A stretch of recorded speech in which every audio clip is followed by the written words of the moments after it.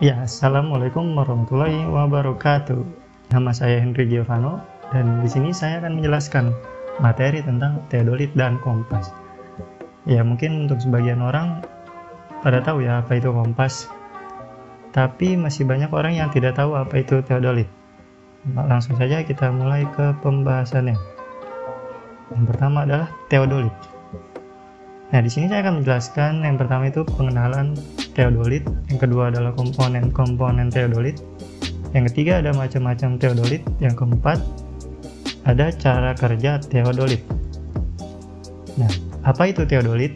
Teodolit adalah salah satu alat ukur tanah yang digunakan untuk menentukan tinggi tanah dengan sudut mendatar dan sudut tegak, yaitu sudut mendatar yang dinamakan dengan sudut horizontal dan sudut tegak yang dinamakan dengan sudut vertikal, di mana sudut-sudut tersebut berperan dalam penentuan jarak mendatar dan jarak tegak di antara dua buah titik lapangan. Nah, ini adalah alat dari teodolit tersebut. Ya, selanjutnya ada komponen-komponen teodolit.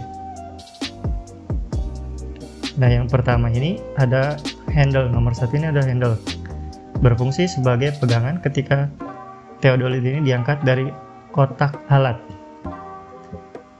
Nah, yang kedua di ini adalah teropong. Teropong ini berfungsi untuk membidik objek pengukuran pada pengukuran poligon maupun situasi. Atau ini digunakan untuk membidik kerambu atau yalon. Nah, yang ketiga ada seal battery compartment, berfungsi sebagai penutup tempat baterai sebagai daya untuk menyalakan LCD pembacaan. Nah, yang keempat ada visir, berfungsi untuk alat bantu bidikan kasar untuk mempercepat bidikan objek. Nah, yang kelima di sini ada skrup ABC, berfungsi untuk mengatur nipo kotak maupun nipo tabung agar sumbu I vertikal. Nah, nomor 6 ini ada nivo tabung. Nah, nivo tabung ini berfungsi untuk mengetahui apakah teodolit ini sudah benar-benar datar. Nah, yang ketujuh ini di sini ada nivo kotak, berfungsi untuk mengetahui posisi teodolit ini benar-benar datar, sumbu vertikalnya ini. Nah, yang kedelapan ini ada LCD pembacaan, berfungsi sebagai monitor untuk pembacaan hasil pengukuran. Nah, yang nomor 9 ada tombol pengaturan, operation key, berfungsi untuk mengatur atau mengoperasikan alat teodolit ini. Nah, kemudian nomor 10 ada yang namanya lensa okuler. Nah, lensa okuler ini berfungsi untuk mengamati objek bidik dan mengamati bacaan benang pada rambu ukur. Nah, nomor 11 ini ada lensa objektif, berfungsi untuk menangkap objek atau benda yang diamati. Lalu yang ke-12 di sini ada base plate, berfungsi sebagai dudukan teodolit ini pada statif. Yang selanjutnya 13 di sini ada skrup penggerak halus vertikal atau vertical tension screw, berfungsi untuk menempatkan bacaan benang pada objek rambu secara halus. Lalu ini ada nomor 14, sebelahnya ini skrup pengunci vertikal atau vertical motion clamp, berfungsi mengunci perputaran teropong arah vertikal secara halus. Lanjutan nomor 15, di sini ada skrup penggerak halus horizontal atau horizontal tension screw, berfungsi menempatkan bacaan benang pada objek rambu secara halus. Yang ke-16 ada skrup pengunci horizontal atau horizontal motion clamp, berfungsi mengunci perputaran teropong arah horizontal secara halus. Lalu yang 17 di sini ada centering optic atau optical plummet telescope, berfungsi untuk mengecek kedudukan teodolit agar berada tepat di atas patok. Yang ke-18 ini ada skrup centering optic, berfungsi untuk memperjelas tampilan benda yang ditangkap oleh optik plummet telescope. Nah, yang ke-19 ini ada skrup pengatur ketajaman benang, berfungsi untuk memperjelas benang pada lensa, benang atas, benang tengah, dan benang bawah. Yang terakhir yang nomor 20 ada skrup pengatur fokus teropong atau teleskop focusing knob, berfungsi untuk memperjelas objek yang dibidik. Nah, selanjutnya ini ada konstruksi dari teodolit. Nah, di bagian bawah ini terdiri dari plat dasar dengan 3 skrup penyetel yang penyanggah suatu tabung sumbu dan plat mendatar berbentuk lingkaran. Pada tepi lingkaran ini dibuat pengunci limbus. Nah, yang bagian tengah ini terdiri dari suatu sumbu yang dimasukkan ke dalam tabung dan diletakkan pada bagian bawah. Sumbu ini adalah sumbu tegak lurus ke-1. Di atas sumbu ke-1 diletakkan lagi suatu plat yang berbentuk lingkaran. Yang mempunyai jari-jari plat pada bagian bawah. Pada 2 tempat di tepi lingkaran dibuat alat pembaca nonius. Di atas plat nonius ini ditempatkan 2 kaki. Yang menjadi penyangga sumbu mendatar atau sumbu kedua, dan 1 nivol tabung diletakkan untuk membuat sumbu ke-1 tegak lurus. Lingkaran dibuat dari kaca dengan garis-garis pembagian skala dan angka digoreskan di permukaannya. Garis-garis tersebut sangat tipis dan lebih jelas tajam bila dibandingkan hasil goresan pada logam. Nah, yang bagian atas ini terdiri dari sumbu kedua yang diletakkan di atas kaki penyangga sumbu kedua. Pada sumbu kedua diletakkan suatu teropong yang mempunyai diafragma dan dengan demikian mempunyai garis bidik. Ya, ini adalah teropongnya. Pada sumbu ini pula diletakkan plat yang berbentuk lingkaran tegak, sama seperti plat lingkaran mendatar. Selanjutnya ada macam-macam teodolit. Yang pertama ini adalah teodolit reiterasi atau teodolit sumbu tunggal. Pada teodolit reiterasi ini, plat lingkaran skala horizontalnya menjadi satu dengan plat lingkaran nonius dan tabung sumbu pada kiap, sehingga lingkaran mendatar bersifat tetap. Pada jenis ini terdapat skrup pengunci plat nonius. Nah, yang kedua ini ada teodolit repetisi. Konstruksinya kebalikan dari teodolit reiterasi, yaitu lingkaran mendatarnya dapat diatur dan dapat mengelilingi sumbu tegak. Akibatnya ini, maka bacaan lingkaran skala mendatar 0 derajat dapat ditentukan ke arah bidikan atau target yang dikehendaki.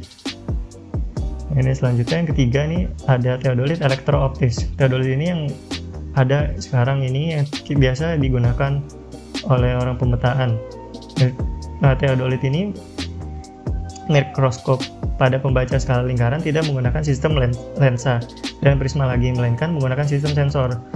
Nah, sistem sensor ini bekerja sebagai elektrooptis model atau alat menerima gelombang elektromagnetis. Hasil pertama sistem analog dan kemudian harus ditransfer ke sistem angka digital. Nah, proses seperti penghitungan secara otomatis akan dilampirkan di layar LCD. Ya, selanjutnya ada cara kerja alat teodolit. Nah, yang pertama ini kendurkan skrup pengunci perpanjangan. Kedua, tinggikan setinggi dada. 3, kencangkan skrup pengunci perpanjangan. Ya, meskipun saya belum pernah menggunakan alat teodolit, tapi ini cara-caranya. Yang keempat ini buat kaki statis berbentuk segitiga sama sisi. Yang kelima, kuatkan atau injak pedal kaki statif. Yang keenam, atur kembali ketinggian statif sehingga tribal plat mendatar. Yang ketujuh, letakkan teodolit di tribar plat. Yang kedelapan, kencangkan skrup pengunci centering ke teodolit. Nah, yang kesembilan ini atur atau levelkan nivou kotak sehingga sumbu ke-1 benar-benar tegak atau vertikal dengan menggerakkan secara beraturan skrup pendatar atau kiap di 3 sisi alat ukur tersebut. Nah, yang selanjutnya ini atur nivou tabung sehingga sumbu kedua benar-benar mendatar dengan menggerakkan secara beraturan skrup pendatar di 3 sisi alat ukur tersebut. Yang selanjutnya, posisikan teodolit dengan mengendurkan skrup pengunci centering, kemudian geser ke kiri atau ke kanan sehingga tepat pada tengah-tengah titik kiat. Dilihat dari centering optik. Yang ke-12, lakukan pengujian kedudukan garis bidik dengan bantuan tanda T pada dinding. Yang terakhir, periksa kembali ketepatan nilai indeks pada sistem skala lingkaran dengan melakukan pembacaan sudut biasa dan sudut luar biasa untuk mengetahui nilai kesalahan indeks tersebut. Ya, itu adalah pembahasan dari teodolit. Nah, selanjutnya kita akan membahas kompas. Nah, di sini saya akan membahas tentang 4. Yang pertama ini pengenalan kompas, yang kedua macam-macam kompas, yang ketiga komponen-komponen kompas, yang keempat cara pakai kompas bidik. Oke, langsung saja. Yang pertama itu apa itu kompas? Kompas adalah sebuah panah penunjuk magnetis yang bebas menyelaraskan dirinya dengan medan magnet bumi secara akurat. Alat ini menggunakan medan magnet bumi untuk menentukan arah utara, selatan, timur, dan barat. Nah, seperti ini cara kerjanya, ini utara, timur, selatan, dan barat. Nah, dengan berpedoman pada jarum yang terdapat di dalam kompas, ada 8 arah mata angin yang dapat diketahui, yaitu utara, timur laut, timur, tenggara, selatan, barat daya, barat, dan barat laut. Arah sangat menentukan ke mana kita akan melangkah. Tanpa mengetahui arah, kita berjalan seperti tanpa tujuan. Untuk menentukan arah, perlu diperhatikan posisi jarum kompas yang selalu menghadap ke kutub utara bumi. Artinya, dibutuhkan kemampuan visual untuk membaca kompas. Hal tersebut akan menjadi kendala bagi penderita tunanetra karena mereka memiliki keterbatasan visual, sehingga kita tidak bisa menggunakan kompas untuk menentukan arah. Pada kompas konvensional, jarum kompas akan selalu mengarah pada posisi referensi kutub utara bumi. Nah, ini dengan syarat atau kondisi ini tidak terinduksi atau terpengaruh oleh medan magnet dari magnet lain. Arah medan magnet selalu mengikuti garis-garis gaya magnet, di mana garis-garis ini mengarah keluar dari kutub utara magnet bumi menuju ke kutub selatan magnet bumi. Untuk kompas konvensional, jarum kompas akan berfungsi sebagai sensor medan magnet bumi. Ya, selanjutnya ada macam-macam kompas. Macam kompas ini ada 3, sebenarnya ada banyak. Yang pertama adalah kompas biasa atau analog. Nah, kompas analog ini berisi jarum magnet yang direndam dalam suatu cairan. Nah, yang kedua ada kompas bidik. Nah, tipe kompas bidik biasanya digunakan oleh TNI, tim SAR atau navigator, dan pendaki gunung. Nah, kompas ini mempunyai garis lembut dengan poros vertikal yang berfungsi untuk membidik sasaran dan menentukan derajat posisi sasaran. Nah, yang akan kita bahas nanti adalah bagaimana cara menggunakan kompas bidik dan apa saja komponen-komponennya. Nah, yang ketiga ini ada kompas digital. Kompas digital ini memiliki tingkat akurasi yang baik, sebab penentuan arah telah menggunakan komputerisasi dan data yang disajikan secara digital. Nah, adapun jenis-jenis kompas yang lainnya adalah ada kompas GPS atau satelit. Kompas jenis ini terintegrasi dengan satelit. Nah, ini biasa digunakan pada era blank spot. Teknologi dalam menentukan arah ini telah diadopsi pada sistem GPS mobil dan dapat juga menampilkan pergerakan si pengguna. Nah, ada juga kompas nahkoda. Kompas nahkoda merupakan kompas yang digunakan di bidang pelayaran. Kompas ini sangat presisi dan tahan terhadap goncangan ketika terkena ombak besar. Nah, ada juga kompas solid state. Nah, kompas solid state ini biasanya digunakan pada smartphone kita. Solid state kompas adalah perangkat keras yang juga disematkan pada beberapa benda lain, seperti jam tangan, serta gadget-gadget lain yang memiliki fitur kompas. Nah, selanjutnya ada juga kompas astronomi. Kompas ini diandalkan bagi para orang-orang yang di bidang astronomi atau orang yang telah menjalani daerah kutub. Jadi, kompas ini sangat akurat dan memiliki fitur letak geografis bujur dan lintang. Oke, langsung saja. Itu ada komponen-komponen kompas bidik. Nah, yang pertama ini ada visir. Visir ini berfungsi sebagai garis pemandu ketepatan ke arah objek bidikan. Nah, yang kedua ini ada garis sasaran bidik. Garis sasaran bidik ini sebagai penunjuk derajat hasil bidikan dan arah mata angin. Nah, yang ketiga ada jarum penunjuk.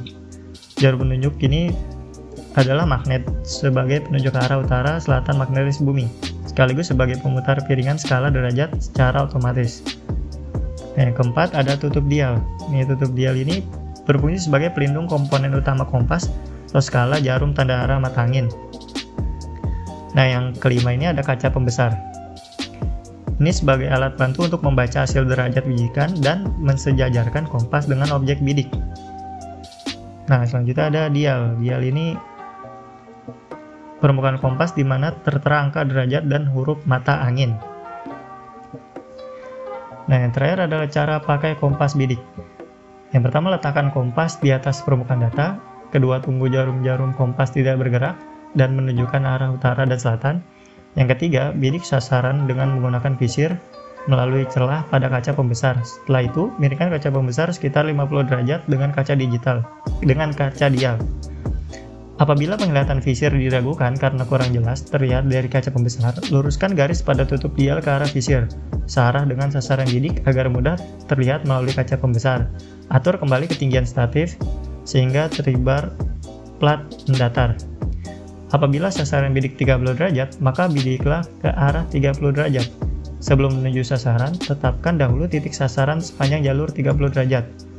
Cari benda yang menonjol atau tinggi di antara benda lain di sekitarnya sebagai patokan untuk mencegah kehilangan jalur. Sebelum bergerak menuju sasaran bidik, tetapkan pula sasaran balik atau back azimuth atau back reading agar kita dapat kembali ke tempat semula apabila tersesat.